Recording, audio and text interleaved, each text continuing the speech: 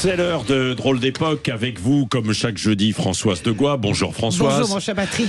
Et l'affaire Epstein qui continue et qui enfle et qui prend une autre tournure, même très politique. Quelle époque quand même, hein. Oui, je suis d'accord avec vous. Je pense que nous sommes dans un feuilleton et nous ne sommes qu'au début du feuilleton. Vous avez absolument raison. Vous pensez qu'au début du feuilleton. Et honneur à vous, car vous êtes un des rares directeurs de l'information, je tiens à le dire, à avoir embrayé immédiatement sur Epstein. Oui, mais en étant quand même prudent, en disant attention, oui, il faut faire attention, parce que maintenant, voilà, la lame maintenant, elle nous submerge. Elle touche, pourquoi je dis politiquement, parce qu'elle touche directement la France à travers un diplomate, Fabrice Heydan, qui travaillait à la représentation française de l'ONU à New York en 2013.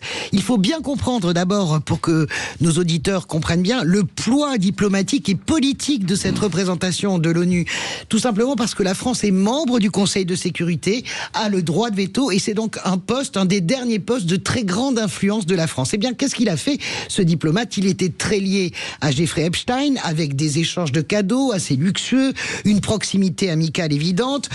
Que le milliardaire lui ait offert des chaussures hors de prix, ça n'est pas le problème. Le principal sujet, c'est que Fabrice Heydan lui a transmis des documents très confidentiels, comme le rapport sur la sécurité de l'ONU, par exemple, des documents top secrets, directement transmis à Jeffrey Epstein. Et là, on est un peu saisi de vertige, car se dessine l'autre volet de cette affaire tentaculaire, l'espionnage, l'influence internationale, les fameux compromates. Vous savez, ces dossiers que l'on commence à évoquer, c'est la grande spécialité des Russes, les compromates, ces dossiers ficelés aux petits oignons, mélange de vrai et de faux pour faire tomber des dirigeants clés, qu'ils soient politiques ou économique. Oui, et c'est la France qui est directement touchée, impactée. Oui, parce que Fabrice Heydan a été signalé en 2013 par le FBI pour avoir consulté des fichiers pédopornographiques.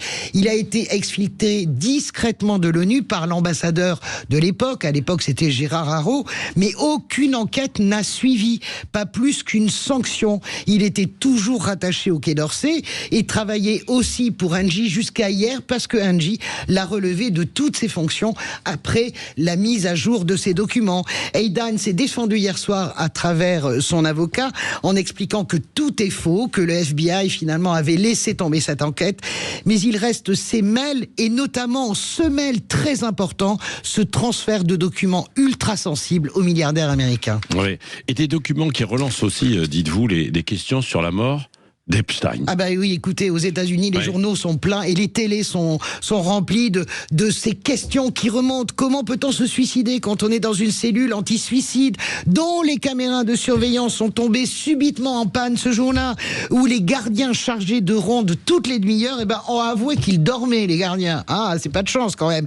Et où la cellule a été laissée ouverte aux 4 vents après la découverte du corps de Epstein pendu avec ses draps, et où donc la plupart des preuves matérielles ont disparu, avec un FBI qui est arrivé 2 heures après, comme les carabiniers. En réalité, ces millions de documents qui sont épluchés jour après jour, je vous le dis, par des centaines de journalistes à travers le monde. Il y a des collectifs qui sont en train de se mettre en place parce que c'est très compliqué d'éplucher ces documents. Eh bien, ils n'ont pas encore livré 10% de cette vérité qui se dessine, Patrick. La corruption par l'argent et le sexe de dizaines de dirigeants économiques, politiques, diplomatiques et d'artistes. Au profit de qui? C'est ça la vraie question. Au profit de qui?